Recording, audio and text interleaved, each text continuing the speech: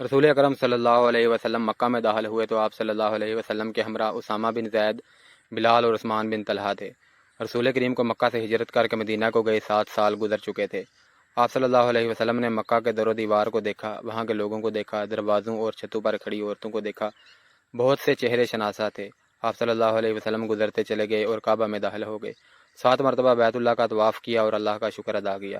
اب مکہ میں کسی کو اتنی ہمت نہیں پڑتی تھی کہ آپ صلی اللہ علیہ وسلم کو جادوگر کہے یا آپ پر پھبتی کسے۔ اہل قریش چہروں پر خوف و ہراس کے تاثرات لیے اپنے انجام کے منتظر کھڑے تھے۔ عربوں کے ہاں اپنی بے عزتی اور قتل کے انتقام کا رواج بڑا بھیانک تھا۔ رسول اللہ صلی اللہ علیہ وسلم نے حکم دے دیا تھا کہ جو امن قائم رکھیں گے ان کے ساتھ پرامن سلوک کیا جائے گا۔ اس کے باوجود قریش ڈرے سہمے ہوئے تھے۔ اہل قریش حضور صلی اللہ علیہ وسلم نے لوگوں کے سامنے رک کر پوچھا، خود بتاؤ تمہارے ساتھ کیا سلوک ہو؟ لوگوں کی آوازیں بلند ہوئیں۔ وہ خیر اور بخشش کے طلبگار تھے۔ اپنے گھروں کو جاؤ، حضور صلی اللہ علیہ وسلم نے کہا، ہم نے تمہیں بخش دیا۔ رسول اللہ صلی اللہ علیہ وسلم کی حیات مقدسہ کی عظیم گھڑی تو وہ تھی جب آپ صلی اللہ علیہ وسلم نے کعبہ میں رکھے ہوئے بتوں کی طرف توجہ دی۔ بتوں کی تعداد 360 تھی۔ ان میں ایک بت حضرت ابراہیم کا بھی تھا۔ اس بت کے ہاتھوں میں تیر تھے۔ ان تیروں سے بت خانے کے پیشوا فال نکالا کرتے تھے۔ حضور صلی اللہ علیہ وسلم کے ہاتھ میں ایک موٹی اور مضبوط لاٹھی تھی۔ آپ صلی اللہ علیہ وسلم نے اس لاٹھی سے بت توڑنے شروع کر دیے۔ آپ صلی اللہ علیہ وسلم اپنے جد امجد حضرت ابراہیم کی سنت کو زندہ کر رہے تھے۔ آپ صلی اللہ علیہ وسلم بت توڑتے جاتے اور بلند آواز سے کہتے، حق آیا باطل چلا گیا، بے شک باطل کو چلے جانا تھا۔ مورخ لکھتے ہیں کہ ایسا لگتا تھا جیسے یہ صدائیں حضور صلی اللہ علیہ وسلم کی لاٹھی کی ہر ضرب سے کعبہ کی دیواروں سے اٹھ رہی ہوں۔ کعبہ سے بتوں کے ٹکڑے اٹھا کر باہر پھینک دیے گئے۔ کعبہ عالم اسلام کی عبادت گاہ بن گیا۔ اس کے بعد آپ صلی اللہ علیہ وسلم نے مکہ کے انتظامی امور کی طرف توجہ دی۔ قریش اور دیگر قبائل کے لوگ قبول اسلام کے لیے آتے رہے۔ بت صرف کعبہ میں ہی نہیں تھے، مکہ کے گرد و نواح کی بستیوں میں مندر تھے، وہاں بھی بت رکھے تھے۔ سب سے اہم بت عزا کا تھا، جو چند میل دور نخلا کے مندر میں رکھا گیا تھا۔ رسول اکرم صلی اللہ علیہ وسلم نے عزا کا بت توڑنے کا کام خالد کے سپرد کیا۔ خالد نے اپنے ساتھ 30 سوار لیے اور اس مہم پر روانہ ہو گئے۔ دوسرے مندروں کے بت توڑنے کے لیے مختلف جیش روانہ کیے گئے۔ عزا کا بت اکیلا نہیں تھا، چونکہ یہ دیوی تھی اس لیے اس کے ساتھ چھوٹی دیویوں کے بت بھی تھے۔ خالد وہاں پہنچے تو مندر کا پروہت ان کے سامنے آ گیا۔ اس نے التجا کی کہ ان کے بت نہ توڑے جائیں۔ مجھے عزا کا بت دکھاؤ۔ خالد نے نیام سے تلوار نکال کر پروہت سے پوچھا۔ پروہت موت کے خوف سے مندر کے ایک بغلی دروازے میں داخل ہو گیا۔ خالد اس کے پیچھے گئے، ایک کمرے سے گزر کر اگلے کمرے میں گئے تو وہاں ایک دیوی کا بڑا ہی خوبصورت بت چبوترے پر رکھا تھا۔ پروہت نے بت کی طرف اشارہ کیا اور بت کے آگے فرش پر لیٹ گیا۔ مندر کی داسیاں بھی آ گئیں۔ خالد نے تلوار سے اس حسین دیوی کا بت توڑ ڈالا اور اپنے سواروں سے کہا کہ بت کے ٹکڑے باہر پھینک دیں۔ پروہت دھاڑے مار مار کر رو رہا تھا اور داسیاں بین کر رہی تھیں۔ خالد نے دیویوں کے بت بھی توڑ ڈالے اور گرج کر پروہت سے کہا کہ اب بھی تم اسے دیوی مانتے ہو جو اپنے آپ کو ایک انسان سے نہیں بچا سکی۔ پروہت دھاڑے مارتا رہا۔ خالد فاتحانہ انداز سے اپنے گھوڑے پر سوار ہوئے اور اپنے سواروں کو واپسی کا حکم دیا۔ جب خالد اپنے 30 سواروں کے ساتھ مندر سے دور چلے گئے تو پروہت نے جو دھاڑے مار رہا تھا بڑی زور سے کہا لگایا۔ پجارنے جو بیان کر رہی تھیں وہ بھی ہنسنے لگیں۔ عزا کی توہین کوئی نہیں کر سکتا، پروہت نے کہا۔ خالد جو خود عزا کا پجاری ہوا کرتا تھا بہت خوش ہو کے گیا ہے کہ اس نے عزا کا بت توڑ ڈالا ہے، وہ زندہ رہے گی۔ یا رسول اللہ صلی اللہ علیہ وسلم، خالد نے حضور صلی اللہ علیہ وسلم کو اطلاع دی، میں عزا کا بت توڑ آیا ہوں۔ کہاں تھا یہ بت؟ حضور صلی اللہ علیہ وسلم نے پوچھا۔ خالد نے وہ مندر اور اس کا وہ کمرہ بتایا جہاں انہوں نے وہ بت دیکھا اور توڑا تھا۔ تم نے عزا کا بت نہیں توڑا، رسول اللہ صلی اللہ علیہ وسلم نے فرمایا، واپس جاؤ اور اصلی بت توڑ کر آؤ۔ مورخ لکھتے ہیں کہ عزا کے 2 بت تھے، ایک اصلی جس کی پوجا ہوتی تھی، دوسرا نقلی تھا۔ یہ غالباً مسلمانوں کو دھوکہ دینے کے لیے بنایا گیا تھا۔ خالد کا خون کھولنے لگا۔ انہوں نے اپنے سواروں کو ساتھ لیا اور نخلا کو روانہ ہو گئے۔ مندر کے پروہت نے دور سے گھوڑ سواروں کو آتے دیکھا تو اس نے مندر کے محافظوں کو بلایا۔ وہ پھر آ رہے ہیں، پروہت نے کہا۔ انہیں کسی نے بتا دیا ہوگا کہ اصلی بت ابھی مندر میں موجود ہے۔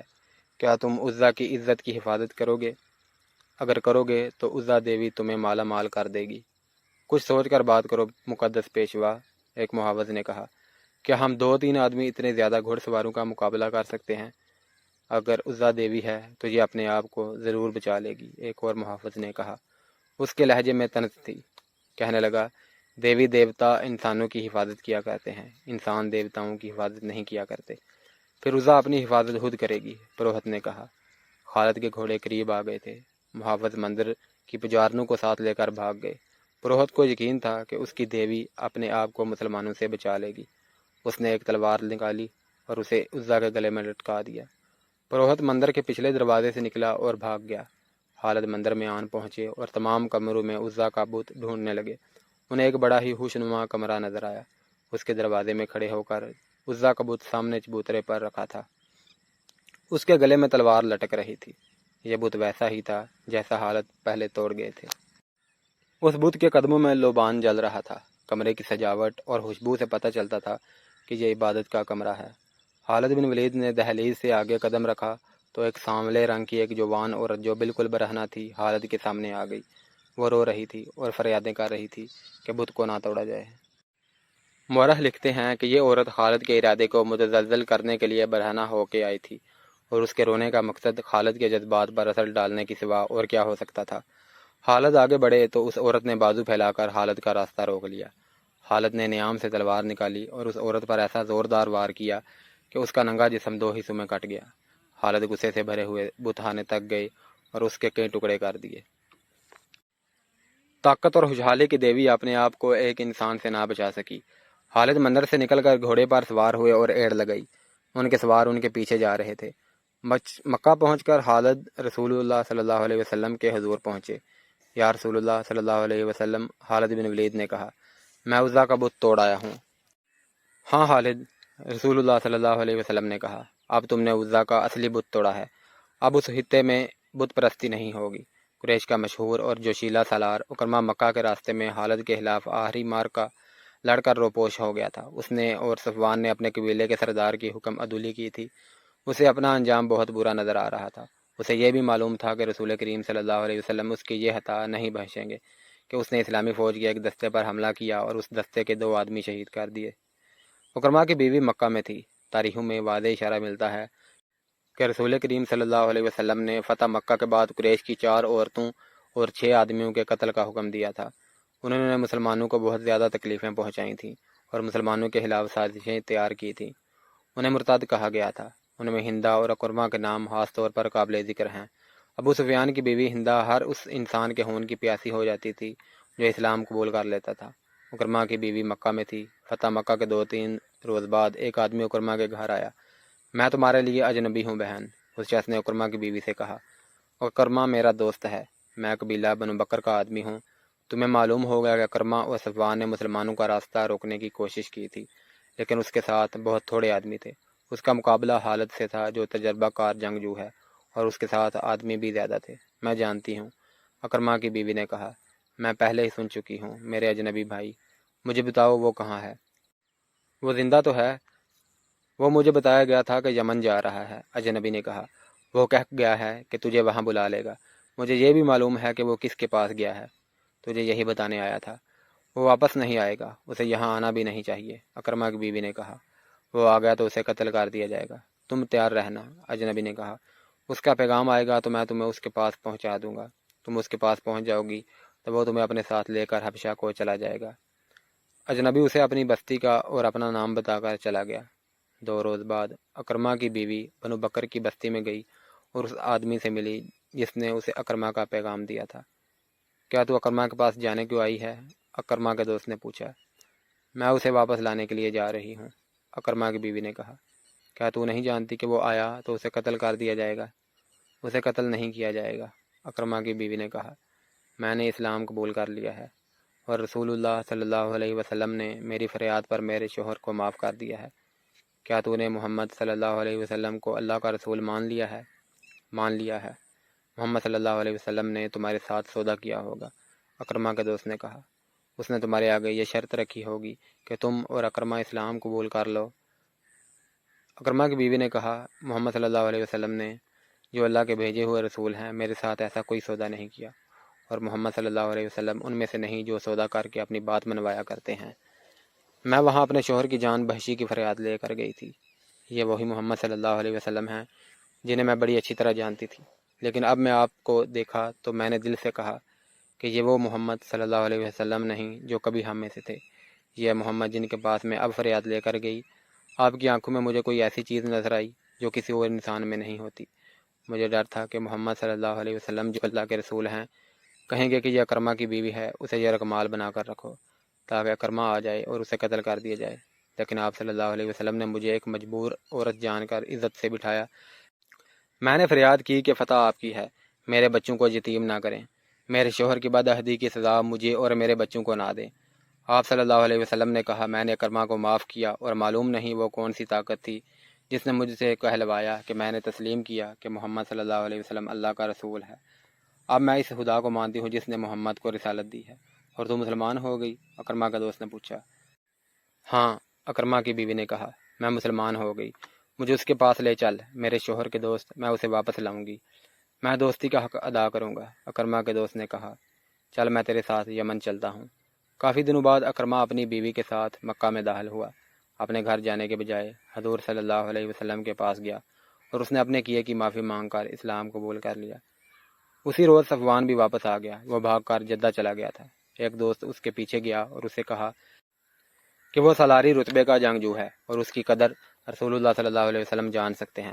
اسے یہ بھی کہا گیا کہ قبیلہ قریش ختم ہو چکا ہے۔ صفوان تلوار کا دھری اور نامور سالار تھا۔ وہ اپنے دوست کے ساتھ مکہ آ گیا اور اس نے رسول کریم صلی اللہ علیہ وسلم کے حضور پیش ہو کر اسلام قبول کر لیا۔ ابو سفیان کی بیوی ہندہ ایسی عورت تھی جس کے متعلق سوچا بھی نہیں جا سکتا تھا کہ اسلام قبول کر لے گی۔ رسول کریم صلی اللہ علیہ وسلم نے اس کے قتل کا حکم دے رکھا تھا اور وہ روپوش تھی۔ ابو سفیان اسلام قبول کر چکے تھے۔ ہندہ کو جب پتہ چلا کہ اکرمہ اور صفوان نے بھی اسلام قبول کر لیا ہے تو وہ سامنے آ گئی، یہ جانتے ہوئے کہ اسے قتل کر دیا جائے گا۔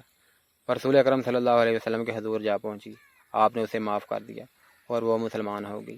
مکہ کے ارد گرد دور اور نزدیک کچھ قبائل تھے، ان میں بعض بت پرست تھے اور بعض تہمات کو عقیدہ بنائے ہوئے تھے۔ رسول کریم صلی اللہ علیہ وسلم نے ان کی طرف پیغام بھیجے کہ وہ اللہ کا سچا دین قبول کر لیں۔ پیغام لے جانے والے فوجی تھے، لیکن آپ صلی اللہ علیہ وسلم نے حکم دیا تھا کہ کسی پر تشدد نہ کیا جائے اور جنگی کارروائی سے گریز کیا جائے۔ مکہ کے جنوب میں تہامہ کا علاقہ ہے، جہاں جنگجو قبائل بکھرے ہوئے تھے۔ ان کے متعلق خدشہ تھا کہ لڑنے پر اتر آئیں گے، اس لیے اس علاقے میں فوج کا ایک دستہ بھیجا گیا اور اس کی کمان خالد بن ولید کو دی گئی۔ تمام کا تمام دستہ گھوڑ سوار تھا، اس میں بنو سلیم کے آدمی بھی تھے، مدینہ کے بھی۔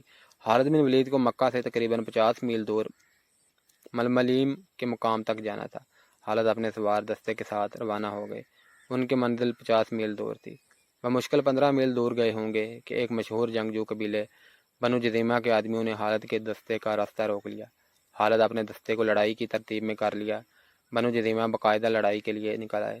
ہم لڑنے نہیں آئے، خالد بن ولید نے کہا، ہم دعوت دینے آئے ہیں کہ اسلام قبول کر لو۔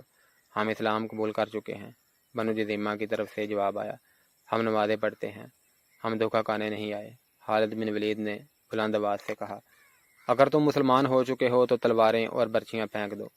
خبردار بنو جذیمہ کی طرف سے کسی نے للکار کر کہا، اسے میں جانتا ہوں، یہ مکہ کے الولید کا بیٹا خالد ہے، اس پر اعتبار نہ کرنا۔ ہتھیار ڈال دو گے تو یہ ہم سب کو قتل کرا دے گا۔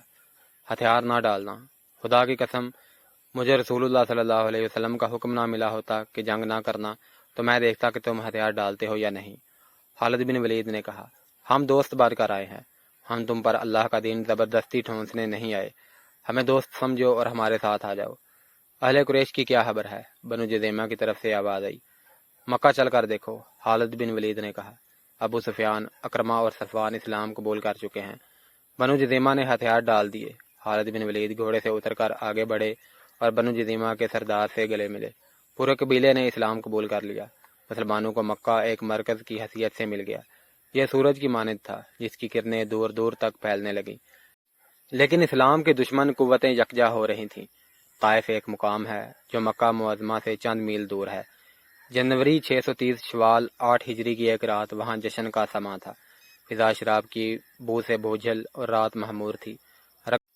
رقص کے لیے طائف کے ارد گرد کے علاقے کی چنی ہوئی ناچنے والیاں آئی ہوئی تھیں۔ ان کے رقص اور حسن نے مہمانوں کو مدہوش کر دیا تھا۔ مہمان مکہ کے شمال مشرقی علاقے کے مشہور جنگجو قبیلے حوازن کے سرکردہ افراد تھے۔ ان کے میزبان طائف اور گردنواہ میں پھیلے ہوئے قبیلہ ثقیف کے سردار تھے، جنہوں نے اپنے مہمانوں پر اپنی امارت اور فیاضی اور کشادہ ظرفی کا روب جمانے کے لیے اتنی شاہانہ ضیافت اور اتنے شاندار جشن کا اہتمام کیا تھا۔ دو لڑکیاں رقص کے کمال دکھا رہی تھیں کہ میزبان قبیلے کا سردار مالک بن اوف اٹھ کھڑا ہوا اور اس نے تالی بجائی۔ ساتھ خاموش ہو گئے، ناچنے والیاں بت بن گئیں اور ان کی نظریں مالک بن اوف پر جم گئی۔ مہمانوں پر سناٹا طاری ہو گیا، ایسے لگتا تھا جیسے رات کے گزرتے لمحوں کا قافلہ رک گیا ہو۔ ہر کوئی مالک بن اوف کی طرف دیکھ رہا تھا۔ مالک بن اوف کی عمر 30 سال تھی۔ رقص اور مے نوشی کی محفلوں میں وہ عیاش شہزادہ تھا، لیکن میدان جنگ میں وہ آگ کا بگولا تھا۔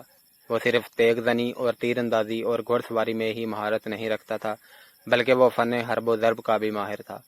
انہی اوصاف کی بدولت وہ قبیلے کا سالار تھا۔ جنگ کے معاملے میں وہ انتہا پسند تھا۔ یوں لگتا تھا جیسے ٹھنڈے دل سے سوچنا اسے آتا ہی نہیں۔ اس کی جنگی چالیں اس کے دشمن کے لیے بڑی خطرناک ہوتی تھیں۔ قبیلہ قریش میں جو حیثیت کبھی خالد بن ولید کو حاصل تھی، ویسا ہی دبدبہ مالک بن اوف کا اپنے قبیلے پر تھا۔ ہم نے بہت کھا لیا ہے، مالک بن اوف نے رقص رکوا کر میزبانوں اور مہمانوں سے خطاب کیا۔ ہم شراب کے مٹکے خالی کر چکے ہیں، ہم تھرکتی ہوئی جوانیوں سے لطف اندوز ہو چکے ہیں۔ کیا ہمارے مہمانوں نے یہ نہیں سوچا کہ اس ضیافت اور جشن کی تقریب کیا ہے؟ میں نے تمہیں کوئی خوشی منانے کے لیے اکٹھا نہیں کیا۔ اے اہل حوازن، میں نے تمہاری غیرت کو جگانے کے لیے تمہیں اپنے ہاں بلایا ہے۔ حوازن کی غیرت سوئی کب تھی؟ مالک بن اوف، قبیلہ حوازن کے ایک سردار نے کہا۔ بتا ہماری غیرت کو کس نے للکارا ہے؟ مسلمانوں نے، مالک بن اوف نے کہا۔ محمد صلی اللہ علیہ وسلم نے۔ کیا تم محمد صلی اللہ علیہ وسلم کو نہیں جانتے؟ کیا تم بھول گئے ہو اس محمد کو جو اپنے چند ایک ساتھیوں کے ساتھ مکہ سے یثرب چلا گیا تھا؟ جانتے ہیں، 2-3 آوازیں اٹھیں۔ اچھی طرح جانتے ہیں، وہ اپنے آپ کو خدا کا نبی کہتا ہے، ہم اسے نبی نہیں مانتے۔ ایک اور آواز اٹھی، کوئی نبی ہوتا تو ہم میں سے ہوتا جو اہل ثقیف ہیں، حوازن کے قبیلے سے ہوتا۔ وہ نبی ہے یا نہیں؟ مالک بن اوف نے کہا، میں تمہیں یہ بتانا چاہتا ہوں کہ جس مکہ سے محمد صلی اللہ علیہ وسلم گیا تھا، اس مکہ کا اب وہ حاکم ہے۔ مکہ میں اس کا حکم چلتا ہے اور اس کی جنگی طاقت بڑھتی جا رہی ہے۔ قبیلہ قریش اس کے آگے ہتھیار ڈال چکا ہے اور اس کے مذہب کو قبول کرتا چلا جا رہا ہے۔ ابو سفیان، اکرمہ اور صفوان جیسے جابر جنگجو محمد کا مذہب قبول کر چکے ہیں۔ خالد بن ولید نے پہلے ہی یہ نیا مذہب قبول کر لیا تھا۔ مسلمانوں نے مکہ میں تمام بت توڑ ڈالے ہیں۔ اہل قریش کو اپنی غیرت اور اپنے مذہب کا پاس ہوتا تو اپنی تلواریں اپنے پیٹوں میں گھونپ لیتے۔ کسی اور نے کہا، اب ستاروں سے بھرا یہ آسمان دیکھے گا کہ حوازن اور ثقیف کو اپنی غیرت کا کتنا پاس ہے۔ مالک بن اوف نے کہا، کیا تو یہ چاہتا ہے کہ ہم میں سے کوئی محمد صلی اللہ علیہ وسلم کو قتل کر دے؟ قبیلہ حوازن کے ایک سردار نے کہا، اگر تو یہی کہنا چاہتا ہے تو یہ کام میرے سپرد کر۔ آپ محمد صلی اللہ علیہ وسلم کو قتل کر دینے سے کچھ حاصل نہیں ہوگا۔ مالک بن اوف نے کہا، اسے قتل کر دو گے تو اس کے پیروکار اسے اپنے دلوں میں زندہ رکھیں گے۔ ان کی تعداد اتنی زیادہ ہو گئی ہے کہ اب وہ ایک آدمی کے قتل سے وہ اس راستے سے نہیں ہٹیں گے جس پر انہیں ڈال دیا گیا ہے۔ کہتے ہیں محمد صلی اللہ علیہ وسلم کے ہاتھ میں کوئی جادو آ گیا ہے۔ حوازن کے ایک سردار نے کہا، وہ جس پر نگاہ ڈالتا ہے وہ اس کا موتی ہو جاتا ہے۔ جہاں تلوار چلتی ہے وہاں کوئی جادو نہیں چل سکتا۔ حوازن قبیلے کے ایک اور سردار نے اپنی تلوار کے دستے پر ہاتھ رکھ کے کہا، مالک آگے بول، تو کیا کہتا ہے؟ ہم تیرے ساتھ ہیں۔ میں کہنا یہ چاہتا ہوں کہ ہم نے محمد صلی اللہ علیہ وسلم کے اسلام کو نہ روکا تو یہ سیلاب کی طرح بڑھتا ہوا ہم سب کو بہا لے جائے گا۔ مالک بن اوف نے کہا، نہ حوازن رہیں گے نہ ثقیف کا وجود ہوگا۔ قبیلہ قریش کو محکوم بنانے والوں کو ہم مکہ کے اندر ہی ختم کریں گے۔ کیا تم محکوم بن جانے کا مطلب سمجھتے ہو؟ مالک بن اوف نے سب کی طرف دیکھا اور بولا، اگر نہیں سمجھتے تو میں تمہیں بتاتا ہوں۔ اس نے اپنے پیچھے دیکھا۔ مالک بن اوف کے پیچھے مہمانوں میں ایک معمر سفید ریش بیٹھا تھا۔ اس کا رنگ دوسروں کی نسبت صاف اور سفیدی مائل تھا۔ وہ ضعیف اتنا تھا کہ اس کا سر ہلتا تھا اور کمر میں ہلکا سا خم تھا۔ اس کے ہاتھ میں اپنے قد جتنا لمبا عصا تھا۔ کندھوں سے ٹہنوں تک چوگا بتاتا تھا کہ وہ کوئی عالم یا مذہبی پیشوا ہے۔ مالک بن اوف کے اشارے پر وہ اٹھا اور مالک کے پاس آ گیا۔ تم پر اس کی رحمت ہو جس نے تمہیں پیدا کیا ہے، بوڑھے نے کہا، اور وہ دیوتا تمہارے بچوں کے محافظ ہوں جن کی تم پوجا کرتے ہو۔ تم محکومی اور غلامی کا مطلب نہیں سمجھتے تو مجھ سے پوچھو۔ میری 4 جوان بچیاں مسلمانوں کی لونڈیاں ہیں اور میرے 2 جوان بیٹے مسلمانوں کے غلام ہیں۔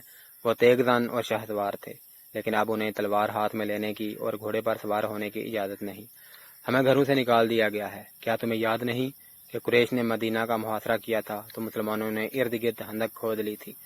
قریش اس خندق کو پھلانگ نہیں سکے تھے۔ پھر اس قدر تند و تیز طوفان آیا کہ قریش جو پہلے ہی بدل ہو چکے تھے بکھر گئے اور مکہ کو واپس چلے گئے تھے۔ جب مسلمانوں کے سر سے خطرہ ٹل گیا تو انہوں نے ان یہودیوں پر حملہ بول دیا جو ان کے ساتھ مدینہ میں امن سے رہتے تھے۔ ان یہودیوں کو انہوں نے قتل کر دیا اور ان کی عورتوں کو اور ان کے بچوں کو آپس میں بانٹ کر انہیں لونڈیاں اور غلام بنا لیا۔ اے بزرگ، قبیلہ ثقیف کے ایک سرکردہ آدمی نے بلند آواز سے کہا، اگر تو یہودی ہے تو کیا ہم نے غلط سنا تھا کہ تیرے قبیلے نے مسلمانوں کو دھوکہ دیا تھا؟ تم نے جو سنا درست سنا تھا، بوڑھے نے کہا، ہمارا دھوکہ کامیاب نہیں ہوا تھا۔ ہم مسلمانوں کی پیٹھ میں خنجر اتارنا چاہتے تھے لیکن قریش پیٹھ دکھا گئے۔ مسلمانوں کو دھوکہ دے کر کمزور کرنا ہمارا فرض تھا لیکن مسلمانوں کی تلواروں نے ہمیں کمزور کر دیا۔ تو بنی اسرائیل، کیا ہمیں اکسانے آیا ہے کہ ہم مسلمانوں سے تیرے قبیلے کے خون کا انتقام لیں؟ ثقیف کے قبیلے ایک سردار نے کہا۔ ایک اور ضعیف الامر شخص اٹھ کھڑا ہوا، اس کا نام درید بن عثمہ تھا۔ اس کا نام تاریخ میں تو ملتا ہے لیکن یہ پتہ نہیں کہ وہ قبیلہ حوازن سے تھا یا قبیلہ ثقیف سے۔ خاموش رہو، درید بن عثمہ نے گرج کر کہا، ہم بنی اسرائیل کے خون کا انتقام نہیں لیں گے۔ کیا تم ابھی تک شک میں ہو؟ کیا تم ابھی تک نہیں سمجھے کہ ہم نے مسلمانوں پر حملہ کر کے ان کا خون اپنی تلواروں کو نہ پلایا اور ان کے زخمیوں کو گھوڑے تلے نہ روندا تو وہ ہمیں بھی قتل کر کے تمہاری بیٹیوں کو، تمہاری بہنوں کو اور تمہاری بیویوں کو اپنی لونڈیاں اور ہمارے بچوں کو اپنا غلام بنا لیں گے، اس سے پہلے کہ ان کے گھوڑے طائف کی گلیوں میں ہنہنائیں۔ کیا یہ اچھا نہیں ہوگا کہ ہمارے گھوڑے ان کی لاشوں کو مکہ کی گلیوں میں کچلتے پھریں؟ مالک بن عوف نے جوش سے لرزتی ہوئی آواز میں کہا، بنی اسرائیل کا یہ بزرگ ہماری پناہ میں آیا ہے۔ اس نے اپنے قبیلے کا جو انجام بتایا ہے میں تمہیں اس انجام سے بچانا چاہتا ہوں۔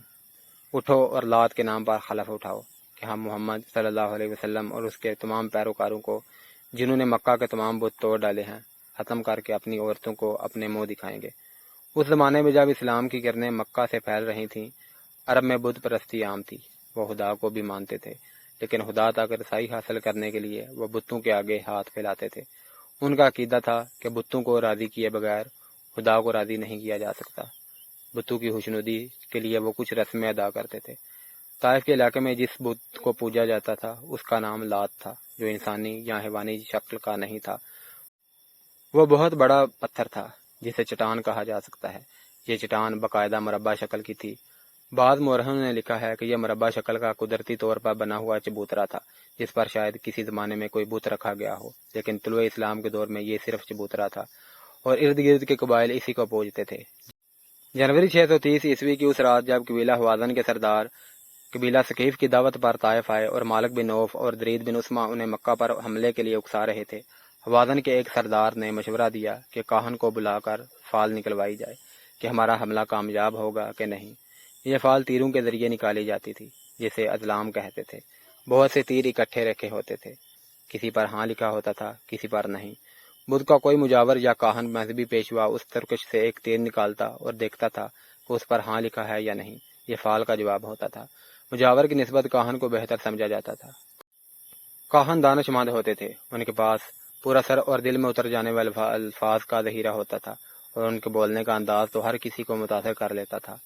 کاہن فال نکالے بغیر غیب کی خبریں دیا کرتے تھے اور لوگ انہیں سچ مانا کرتے تھے۔ اگلی صبح حوازن اور ثقیف کے سردار ایک کاہن کے سامنے بیٹھے ہوئے تھے۔ ان میں سے کسی نے ابھی بات بھی نہیں کی تھی کہ کاہن بول پڑا، اگر میں غیب کی خبر دے سکتا ہوں اور آنے والے وقت میں بھی جھانک کر بتا سکتا ہوں کہ کیسا ہوگا اور کیا ہوگا، تو کیا میں یہ نہیں بتا سکوں گا کہ تمہارے دلوں میں کیا ہے؟ اس نے کہا، تم اپنی زبانوں کو ساکن رکھو اور میرے زبان سے سنو کہ تم کیا کہنے آئے ہو۔ تم جس دشمن پر حملہ کرنے جا رہے ہو وہ یوں سمجھو کہ سویا ہوا ہے۔ اس نے مکہ پر قبضہ کیا ہے اور وہاں کے انتظامات سیدھے کر رہا ہے۔ وہ اپنی بادشاہی کی بنیادیں پکی کر رہا ہے۔